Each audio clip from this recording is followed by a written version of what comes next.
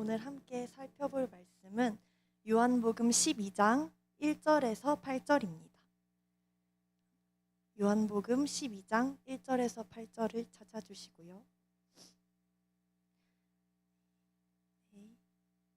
저부터 2절씩 읽고 마지막 9절은 함께 읽겠습니다.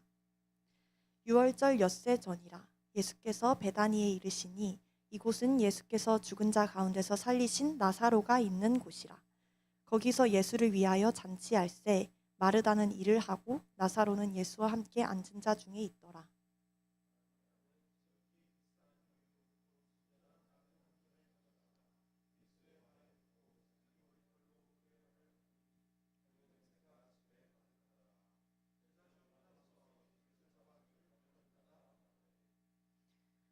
이 향유를 어찌하여 300데나리온에 팔아 가난한 자들에게 주지 아니하였느냐 하니 이렇게 말함은 가난한 자들을 생각함이 아니요 그는 도둑이라 돈꾀를 맞고 거기 넣는 것을 훔쳐 가미러라.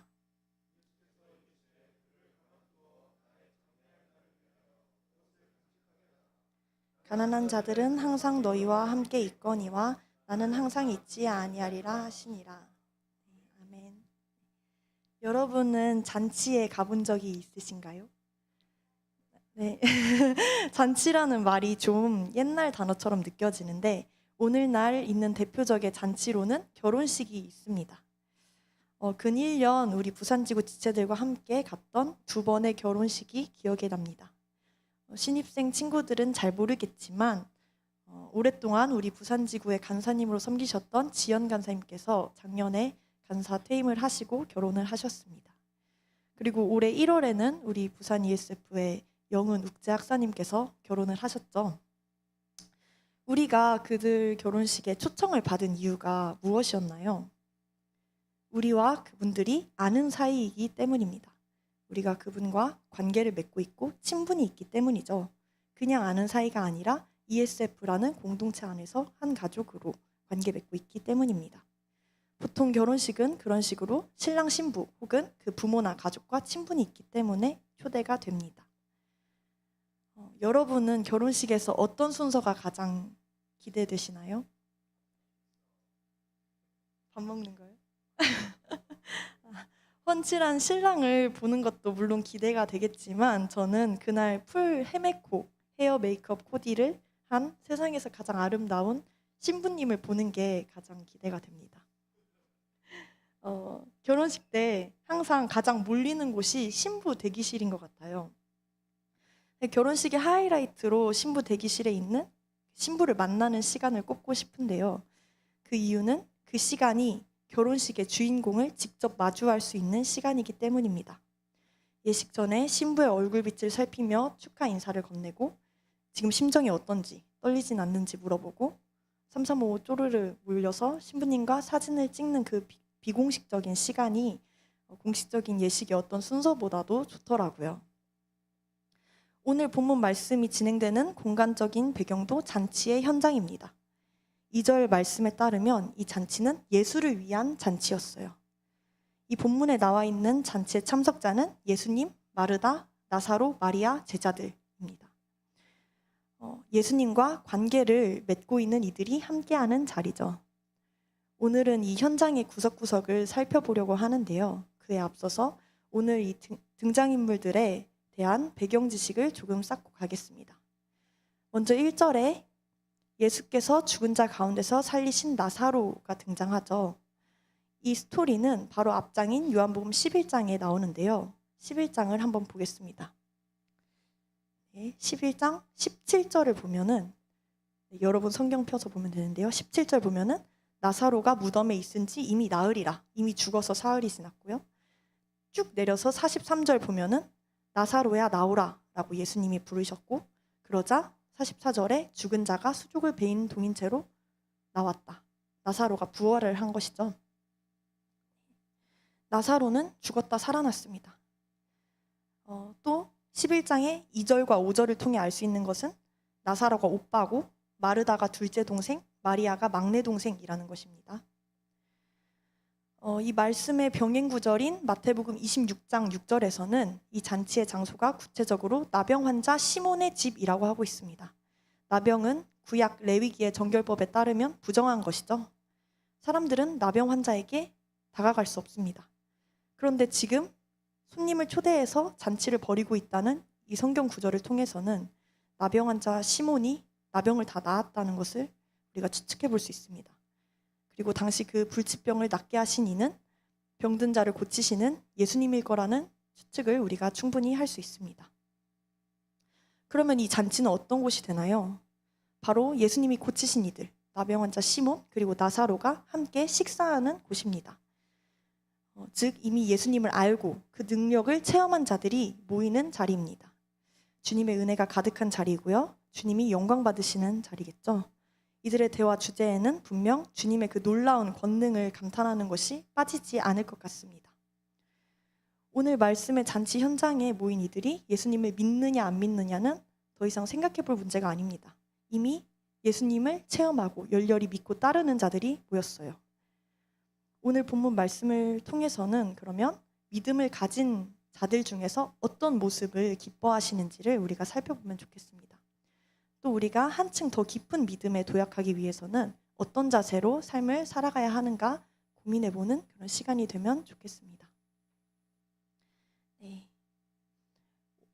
오늘 잔치에 함께하는 믿음의 사람 중 한 사람은 마르다입니다. 2절을 보면 마르다는 일을 하고 있죠. 같은 2절 후반부에 마르다의 친오빠라는 그 나사로의 모습도 기술되어 있습니다. 나사로는 예수님과 함께 앉은 자 중에 있었어요. 오늘 본문에서 마르다와 나사로에 대한 기술은 이게 끝입니다.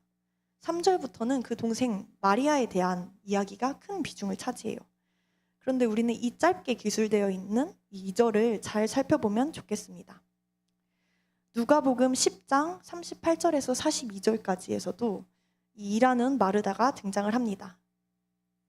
38절 보면 마르다라 이름한 여자가 자기 집으로 영접하더라. 40절 보면은 마르다가 준비하는 일이 많아 마음이 분주한지라 하고 나와 있죠. 마르다는 예수님을 사랑하는 자였습니다. 그래서 예수님을 집으로 초청했어요. 분주하게 움직인 이유는 정성을 다해 모시고 싶었기 때문이었을 것입니다. 이것이 바로 마르다가 예수님을 경배하는 방법이었어요. 그런데 이렇게 바쁘게 잔치를 준비하는 동안 마르다의 마음은 까맣게 타들어가고 있었습니다. 이 누가복음 본문에는 나사로는 등장하지 않고 여동생인 마리아가 등장을 하는데 마리아는 나사로처럼 예수님 근처에 앉아 있었어요. 그러자 마르다는 동생을 질책하는 말을 합니다. 40절 주여 내 동생이 나 혼자 일하게 두는 것을 생각하지 아니하시나이까 그를 명하사 나를 도와주라 하소서. 마르다는 왜 동생은 나를 도와주지 않지? 내가 지금 예수님을 위해서 이렇게 고생하고 있는데 왜 예수님은 동생한테 가서 네 언니 좀 도와줘 라고 말씀하지 않으시는 거지? 라고 생각을 했습니다. 41절을 보면 예수님의 말씀은 마르다의 마음을 더 노골적으로 표현하고 있어요. 41절 마르다야 마르다야 네가 많은 일로 염려하고 근심하나 라고 하고 있죠. 마르다는 예수님을 잘 모시겠다는 마음이 있었지만 그것이 염려와 근심으로 이어졌던 것입니다. 이것은 분명 예수님의 뜻이 아니었습니다. 마르다가 몸을 바쁘게 움직이며 하고 있는 것은 육의 일이었죠. 우리 로마서 8장 5절에서 7절까지 함께 읽어보겠습니다. 네, 시작. 육신을 로마서 8장 5절에서 7절입니다. 육신을 따르는 자는 육신의 일을, 영을 따르는 자는 영의 일을 생각하나니 육신의 생각은 사망이요 영의 생각은 생명과 평안이니라. 육신의 생각은 하나님과 원수가 되나니 이는 하나님의 법에 굴복하지 아니할 뿐 아니라 할 수도 없음이라. 육신에 있는 자들은 하나님을 기쁘시게 할 수 없느니라. 아멘. 육신의 일과 영적인 일에 대해서 설명하고 있습니다. 육신의 생각은 6절 보면 사망이고 7절 하나님과 원수가 되고 8절 하나님을 기쁘게 할 수 없다고 하고 있죠. 마르다가 바쁘게 육을 움직일수록 원망과 불만은 쌓여갔습니다.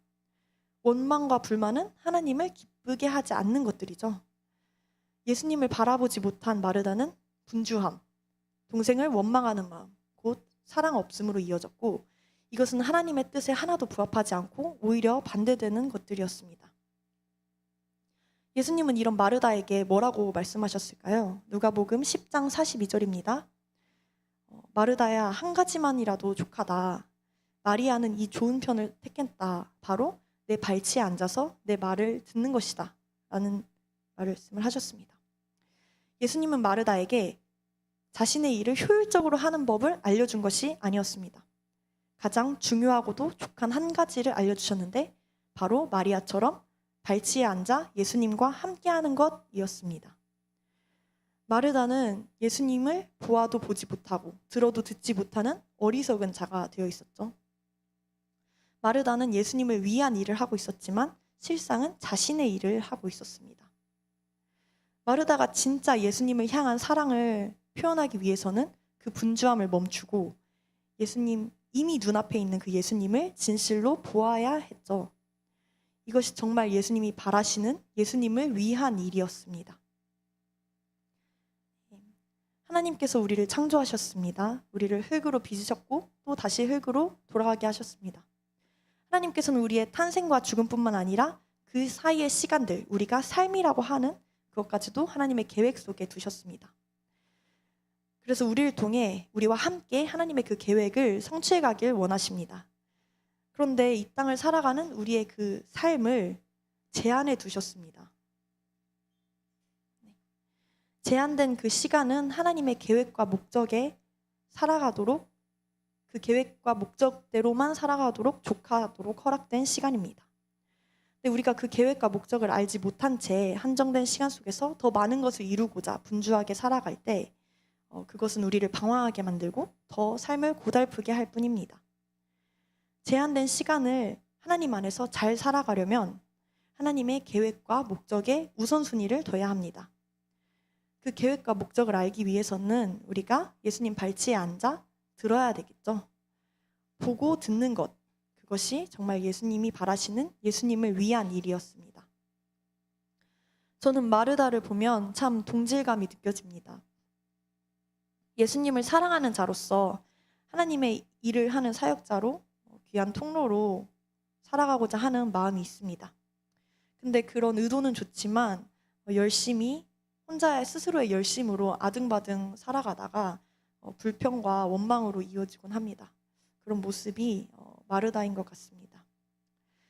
무엇을 하느냐가 아니라 어디에 있느냐가 더 중요하다는 것을 깨달았습니다.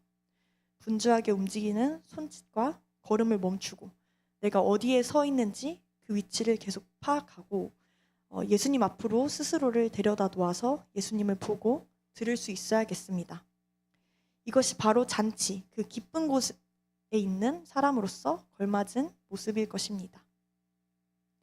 네, 이렇게 마르다를 살펴보았고요. 이번에는 나사로를 한번 살펴보겠습니다. 나사로는 앞장인 요한복음 11장에서 죽었다 살아났습니다. 그리고 오늘 본문인 12장에서는 예수님과의 식탁교제에 참여했죠. 나사로가 한 게 무엇입니까? 나사로는 하나님이 죽이고 살리시는 그 시간표 안에 거했습니다. 그리고 다시 살아나서는 예수님 옆에 있었습니다. 예수 그리스도와 함께 잔치를 즐겼을 뿐이죠. 나사로가 애를 써서 열심히 한 것은 없습니다. 그런데 사람들은 나사로를 통해 무엇을 바라볼 수 있었을까요? 죽은 자를 살리시는 그 예수님의 권능을 볼 수 있었습니다. 요한복음 11장 4절인데요. 예수님이 하신 말씀입니다. 이 병은 죽을 병이 아니라 하나님의 영광을 위함이요 하나님의 아들이 이로 말미암아 영광을 받게 하려 함이라. 하나님은 나사로를 통해 영광 받으셨고요. 이게 바로 하나님께서 나사로에게 두신 뜻이었습니다. 나사로가 죽었다 살아난 사건에서 분명히 보여주고 싶으셨던 것이 있습니다. 나사로와의 죽음과 부활은 예수를 통해 죽은 존재가 부활체가 될 수 있다는 것을 예표합니다. 예수님께서 살리신 나사로는 부활체입니다. 나사로가 참여한 이 식탁교제는 예수님을 믿음으로써 죄가 해결되었고 새 생명을 얻게 된 이들이 누릴 수 있는 특권인 것입니다. 죽음에서 건져져 영생을 얻은 자가 조급하고 고달플 것이 있을까요? 그저 하나님의 타이밍에 자신의 삶을 맡기고 허락하신 현재를 누리면 됐습니다. 우리는 어떻습니까?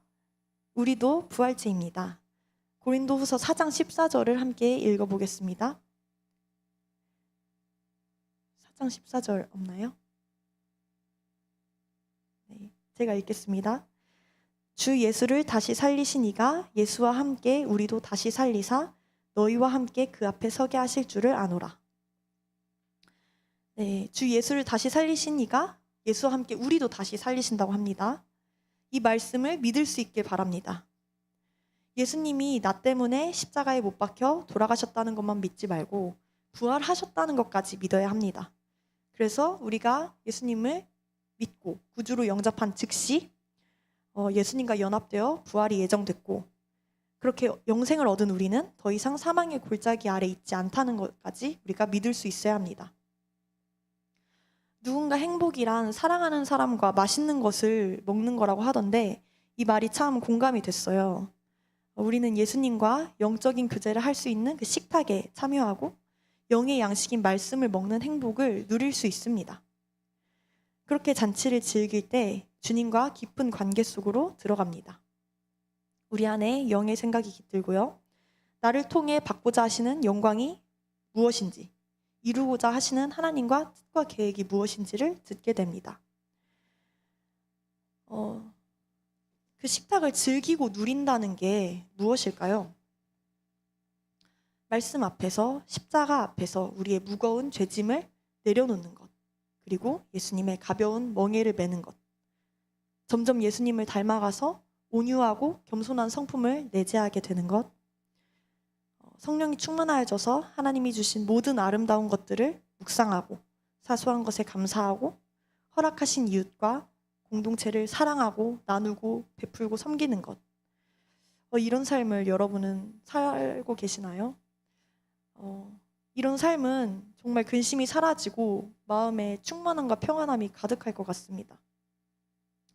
그렇게 그저 잔치에 참여하고 즐기고 누릴 뿐인데, 그런 모습을 통해 자연스럽게 주변인들에게 하나님이 드러나고 하나님이 영광을 받으실 것입니다. 분명 마르다와 나사로 모두 하나님을 사랑했고요. 그래서 그 사랑을 드러내는 같은 장소인 잔치의 현장에 있습니다. 그런데 이들이 지금 어디에 시선을 두고 있느냐에 따라서 그들의 내면에는 아주 큰 차이가 있습니다. 지금 우리 이 예배 자리, 이 잔치에 나온 우리는 마르다인지 나사로인지 돌아보면 좋겠습니다. 예배가 무엇인가요? 매주 목요 모임에 나와서 찬양하고 말씀 듣고 소감을 나누는 여러분의 시선은 어디를 향해 있습니까? 우리 예배가 멜로디를 흥얼거리고 뭐잖아 잊어버릴 말씀을 가만히 앉아서 듣고 또 기억에 남는 한두 마디를 그럴듯하게 나누는 시간은 아니길 바랍니다. 예배는 예수님과의 관계를 확인하고 회복하는 시간입니다. 예수님과 함께 앉는 식탁에 초청받았다는 것을 기뻐하는 것입니다. 예수님의 말씀을 듣고 그 말씀에 담긴 예수님의 마음을 알고 그 은혜를 즐거워하는 것입니다. 그 즐거움을 함께 나누는 자들이 우리 하나님 안에서 한 가정을 이루는 우리 공동체인 것입니다. 그렇다면 이 자리는 너무 즐겁고도 감사한 은혜의 자리가 되겠죠. 그 기쁨과 은혜는 인도자가 노래를 잘해서, 설교자가 설교를 잘해서 누려지는 것이 아니라 예수님과 마주보는 그 잔치가 얼마나 귀한 것인지 기억할 때 누려지는 것입니다. 마태복음 25장 21절 한번 열어주시겠어요?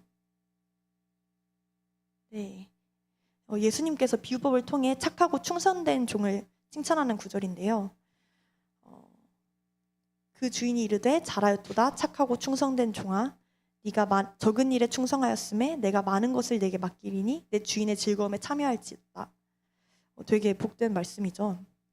우리는 착하고 충성된 종아라는 칭찬받길 원해서 적은 일에 충성을 합니다. 그런 하나님의 인정은 더할 나위 없는 복이고 영광이죠. 그리고 장차 하나님께서 내게 더 많은 일을 맡겨주시기를 원합니다. 우리가 하나님 일에 쓰임받는 것이 얼마나 귀한 일인지 알기 때문이죠. 그런데 우리는 이 말씀의 마지막 구절, 네 주인의 즐거움에 참여할지어다 라는 그 구절, 이 말씀을 얼마나 기억하고 있었나요? 저는 이 말씀을 너무 간과하고 있었습니다. 세번역 쉬운 성경으로 읽어보면 내 주인의 즐거움에 참여하라는 것은 와서 주인과 함께 기쁨을 누려라 라고 합니다. 우리는 주인과 함께 그 기쁨을 누릴 수 있는 아들의 권세가 허락되었습니다. 그런데 계속해서 종으로만 살아가며 하나님과의 더 큰 기쁨의 관계를 누리지 못해서는 안 되겠죠. 네. 최근에 목적이 이끄는 삶이라는 신앙서적을 읽고 있었는데요. 저자는 하나님 심판대 앞에 선 우리에게 하나님께서 하실 첫 번째 질문은 바로 너는 나의 아들 예수 그리스도와 함께 무엇을 하였느냐? 라고 합니다. 스스로 답해 보시길 바랍니다. 우리도 머지않아 하나님의 심판대에 설 날이 올 것입니다. 그때 예수 그리스도와 함께 또 예수 그리스도의 몸된 우리 지체들과 함께 삶을 누리고 즐겼음을 자랑하는 우리 지체들이 될 수 있기를 소망하고 축복합니다. 자, 이제 2절까지 봤고요. 이제 3절 말씀에는 드디어 마리아가 등장을 합니다. 마리아는 아까 셋째 중 막내라고 했죠. 마리아는 비싼 향유를 들고 와서 예수님께 부어드렸습니다. 5절 말씀을 통해서는 그 향유가 300데나리온이라는 걸 알 수 있는데요. 1데나리온이 당시 노동자의 하루 일급이죠. 그러면 300데나리온은 대략 오늘날 1년 연봉이라고 생각하면 됩니다. 1년치 연봉을 털어서 예수님께 부어드린 것인데 사실 이게 얼마나 귀한 것인지 잘 와닿지 않습니다. 향유 옥합은 이스라엘 여인들이 일생에 한 번뿐인 결혼식을 할 때 쓰는 거라고 해요. 마리아가 결혼을 했는지 안 했는지는 모르겠다만 안 했다면 결혼할 때를 대비해서 오랫동안 준비했던 가장 비싸고 좋은 향유였을 것입니다. 이 향유는 보통 한 방울씩 떨어뜨려서 사용하는 귀한 것이죠.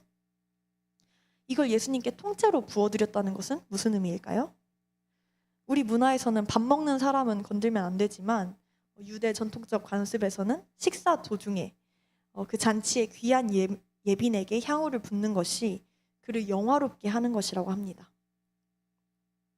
예수님을 향한 마리아의 극진한 경배와 사랑이 행위로 드러난 것입니다. 예수님의 사랑을 묵상할 때 마리아는 이 향유가 얼마고 이 돈이면 뭘 어떻고 저렇고 이런 걸 생각할 필요가 없었던 것이죠.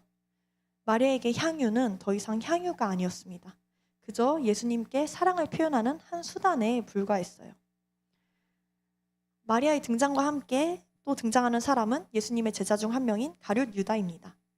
가룟 유다는 재빠르게 향유의 값어치를 계산했습니다. 향유를 바라봤어요. 향유에 초점을 두기 시작할 때 향유가 아깝습니다. 그리고 마음에도 없는 핑계를 대기 시작하죠. 그 돈으로 가난한 자들에게 줄 수 있잖아. 이런 그럴듯한 핑계를 댑니다. 그 돈은 자신이 가로채고 싶어서 그런 말을 한 거라고 그렇게 성경에서는 설명하고 있습니다. 제자 중 하나라고 하는 그 가룟 유다가 이런 생각을 하고 있다니 좀 충격적입니다. 이것은 제자가 아니라 사탄이 하는 모습이죠. 우리에게 왜 돈을 낭비해? 왜 시간을 낭비해? 그렇게 살지 않아도 되잖아. 라고 속닥거리며 꼬드깁니다.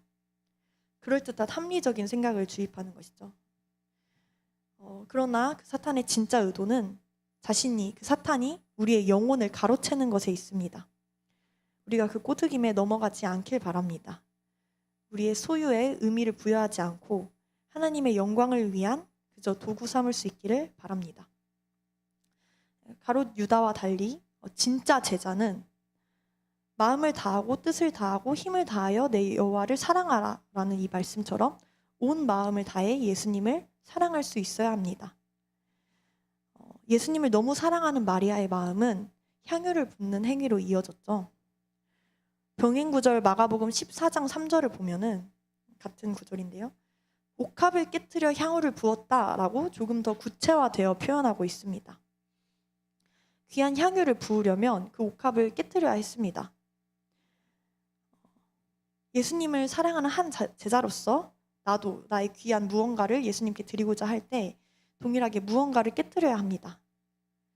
나의 것으로 착각하기 가장 쉬운 그것 바로 우리의 자아이죠. 자아를 깨트려서 예수님께 드려야 합니다. 우리 자아를 깨트리는 것을 자기 부인이라고 하죠. 마태복음 16장 24절에서 예수님 제자도의 필수 조건으로 자기 부인을 말씀하고 있습니다. 예수께서 제자들에게 이르시되 누구든지 나를 따라오려거든 자기를 부인하고 자기 십자가를 지고 나를 따를 것이니라 하고 있죠. 우리는 스스로를 더욱 견고히 세우려고 합니다. 그런데 성경에서는 우리 존재를 뭐라고 표현하냐면 깨지기 쉬운 질그릇이라고 합니다. 고린도후서 4장 7절 한번 읽어볼까요? 같이 시작.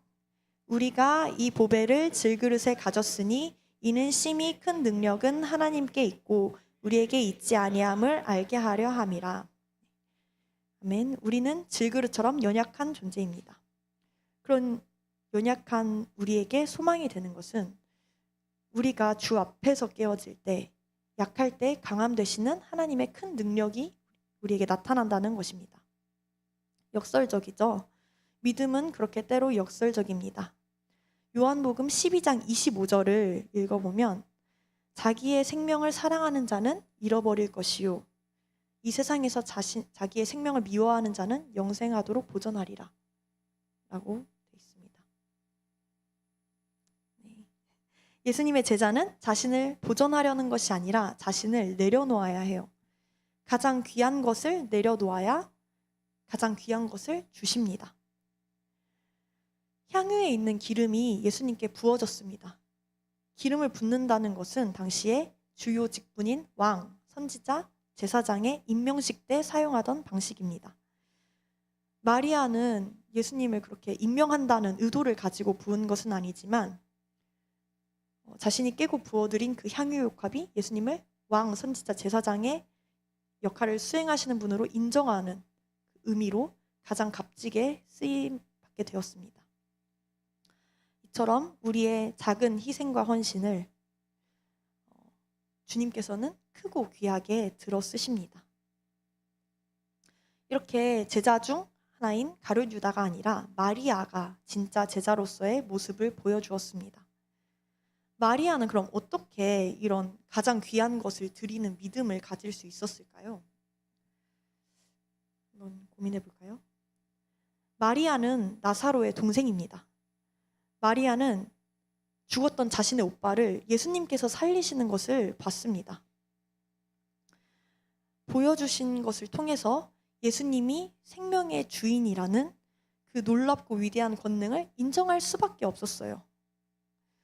이 믿음이 주님께 무엇이든 아낌없이 드릴 수 있는 촉매제가 되었습니다. 동일하게 우리에게 무슨 믿음이 있어야 주님께 기꺼이 가장 귀한 것을 드리는 참 제자가 될 수 있을까 생각해 보면 마리아가 자신의 오빠를 살리신 예수님을 아는 것, 그 관계가 사랑과 신뢰와 믿음으로 이어진 것처럼 우리를 살리시고 매 순간 새롭게 하시는 하나님을 경험하는 것, 그것이 우리의 가장 좋은 것을 주님께 드릴 수 있게 합니다. 모든 근원적인 절망 가운데 허우적거리던 나를 건지셨다는 믿음, 그리고 나의 옛사람은 죽었고 새 사람으로 부활케 됐다는 믿음, 그것이 또 예수님과 교제할 때마다 매 순간 나를 새롭게 한다는 믿음, 그 믿음이 나를 부인하고 하나님께 모든 사랑과 헌신을 드리는 믿음으로 이어집니다. 왜 이렇게 내가 깨어지지 않고 예수님을 사랑하지 못하고 헌신하지 못하고 있나 좌절된다면 나를 포기치 않고 새롭게 계속해서 일으켜 세우시면서 동행하시는 분을 우리도 포기치 않고 계속해서 바라봐야 합니다.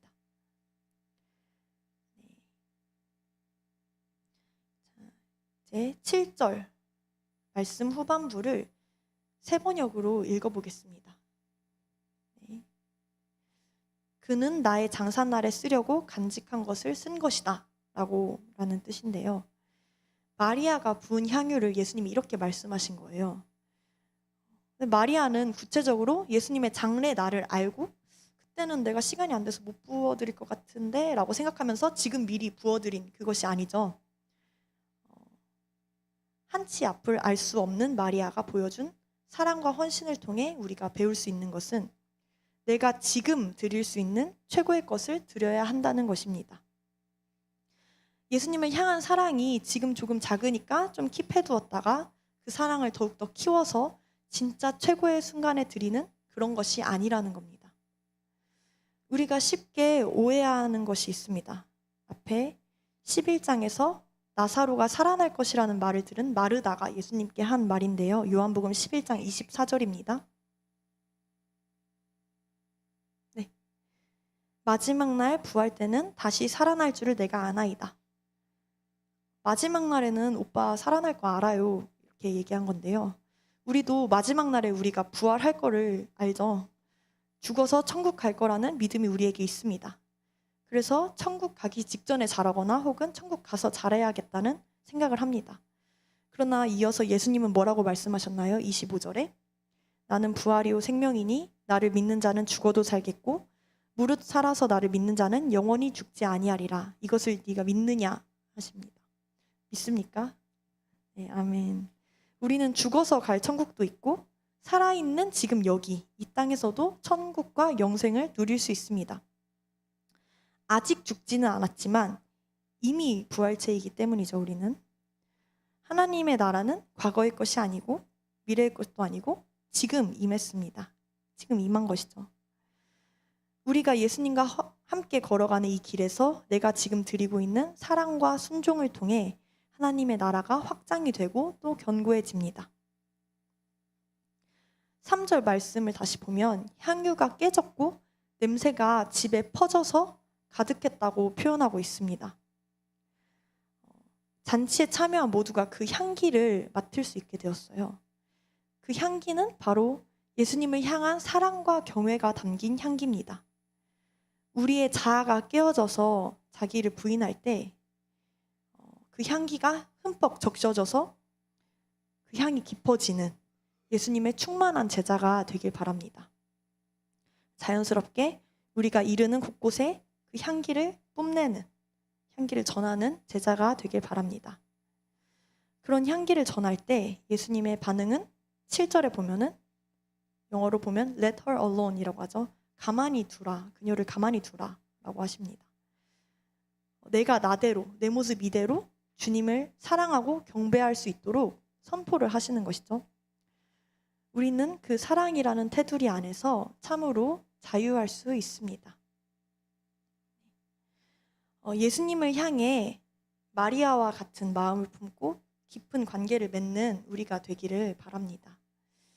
내가 지금 드릴 수 있는 최선의 것이 무엇일까 고민해보면 좋겠습니다. 요즘 큐티를 열심히 하고 있는데 큐티하는 우리의 모습도 마리아의 심정이기를 바랍니다. 그저 눈으로 읽고 손을 움직이는 이런 육신의 일을 분주하게 하는 것이 아니라 예수님이 너무 좋아서 나의 사고를 말씀으로 가득 채울 수밖에 없기를. 그래서 이 무슨 말씀을 주실까? 이를 통해서 뭘 깨닫게 하실까? 기대가 되기를 바랍니다. 향유를 남김없이 부어드린 것처럼 예수님과 교제하는 그 자리에서 내 사랑 전부를 드릴 수 있기를 소망합니다. 이렇게 주님과 깊은 사랑의 교제 안에서 매일 자유와 평안을 누리는 우리가 되기를 소망하고 축복합니다. 네, 같이 이제 찬양 어두운 밤 물리쳐가고 함께 찬양하고 함께 기도하면 좋겠습니다.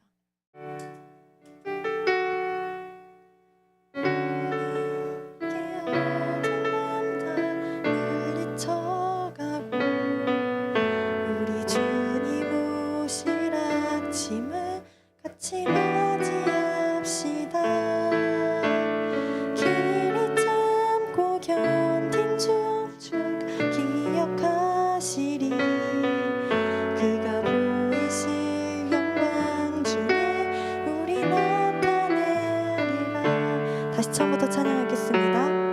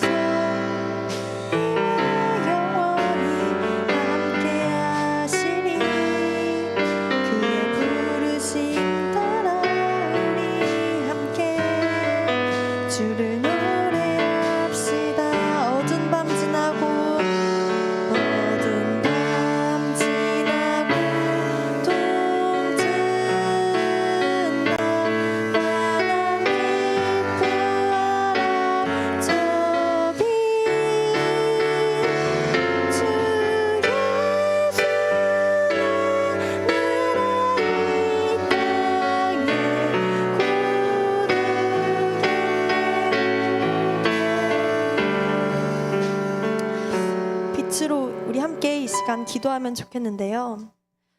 빛으로 오시어 새 생명을 주신 우리 예수 그리스도 덕분에 잔치에서 기쁨을 누릴 수 있게 되었습니다. 내가 오늘 주님의 사랑 안에서 죄가 구속되었고 참 자유와 평안을 누릴 수 있음이 얼마나 은혜롭고 감사한 일인지 묵상하며 기도하면 좋겠습니다. 그리고 이제는 주님과 더 깊은 관계에 나아갈 수 있기를 기도합시다. 주님께서 나를 사랑하신 것 같이 나도 주님을 사랑하길 원한다고, 나도 지금 나의 나된 것 내려놓고 전부를 주님께 드리는 순종의 자녀 될 수 있게 해달라고 간구하며 나아가겠습니다. 아름다우신 하나님 아버지, 감사합니다.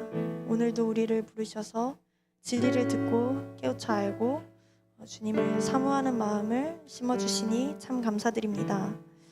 매 순간 주님께서 우리를 먼저 부르신다는 것을 압니다.